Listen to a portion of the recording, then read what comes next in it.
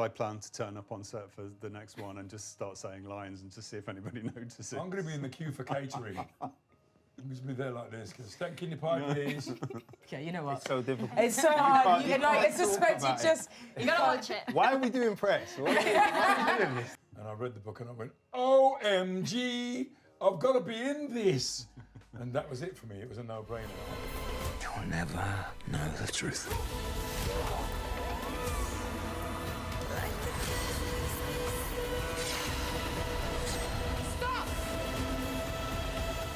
Obviously, this isn't your first time in the Harlan rodeo. Coben universe. What was it about Missing You, and specifically the role of Ellis, that really appealed to you and made you want to come back?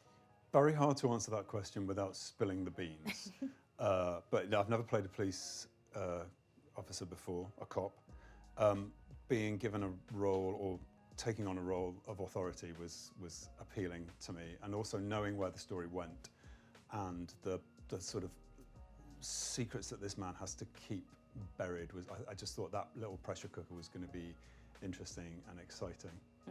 And Lenny, obviously this is your first time in the Harlan Coben universe. What was it about your character that really stuck out to you and made you want to be a part of this series?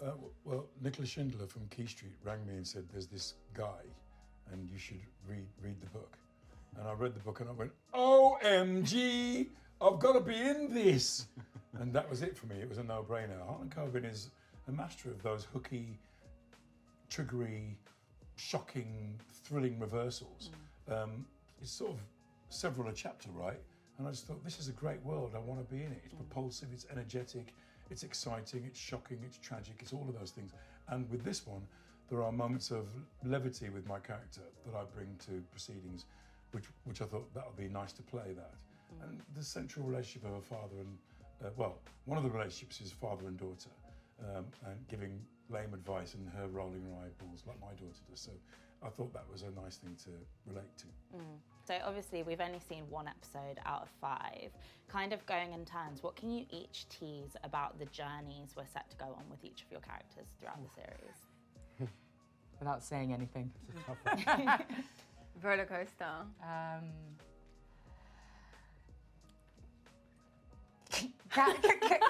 Kat is continuously blindsided by her close friends and family, which ends in probably the most devastating news that someone could receive. And Jessica, Ashley, kind of how do your characters kind of slot into that? Because obviously you're both very close or were close to Kat in each of your own ways. Yeah. How do your journeys kind of feed into Kat's central journey?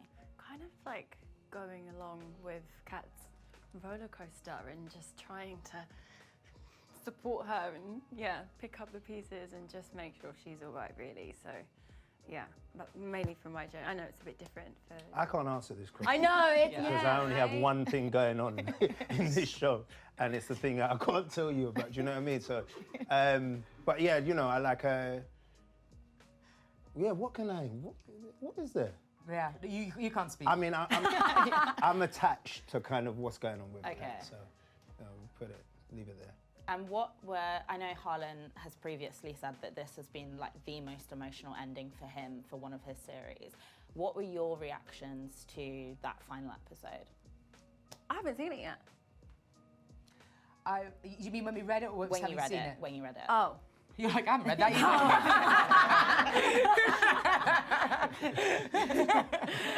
either. What's this show? If I'm not in it, I'm not going to read it. Is the show called again? No, pure disbelief for me. I mean, when I read that in the book, and I was really, really, really heartbroken. Yeah, it's a very, very heavy final page. No one's going to see it coming. And it's not clear. What can I say? It's not clear cut. There's not. It's a moral situation. I think the audience will think, would I continue with X? you know, or I think a lot of, or the yeah, you know what? It's so difficult. It's so hard. You know, it's talk suspect you about it. just. You gotta watch it. Why are we doing press? Why are we doing this? We should do it in like 2 months. But I reckon there'll be lots of chat afterwards Yeah. about certain decisions made in the very last second of the piece. Fab. And Richard, I feel like I speak for myself, but I know that a lot of viewers may follow suit and be suspicious of Stagger in Yeah. that first episode. And they should be. What do you kind of, what can you kind of tease about those kind of like suspicious elements of your character? I mean, the joy of working with this kind of material is that every single character has some kind of subplot that they have to hang on to, some kind of element of secrecy.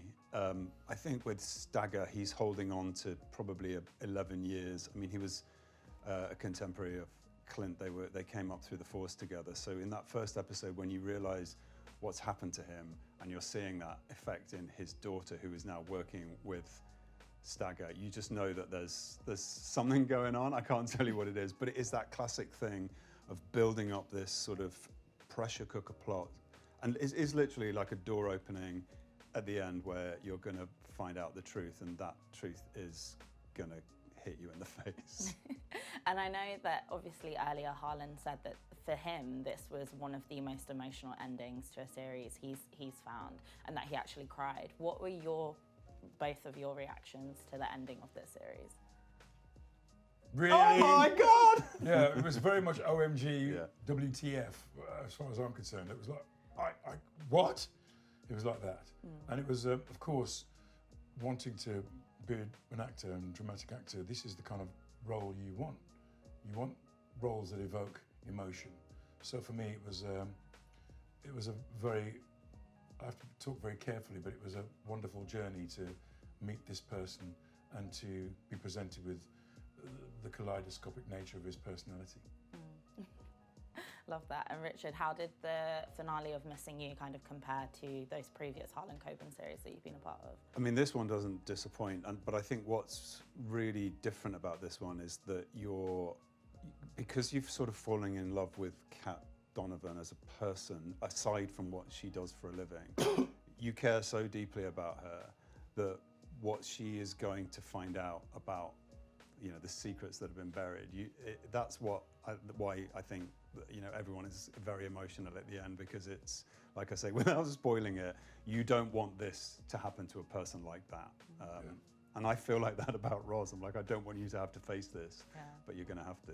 Well, I feel like each of you are known for standout roles, specifically Stenders, Slow Horses, Top Boy. How is kind of bringing your characters to life for Missing You kind of compared to those previous roles of yours? I mean, with Slow Horses, we're on the sixth season. And so it's a group that know each other really well. We know our characters really well.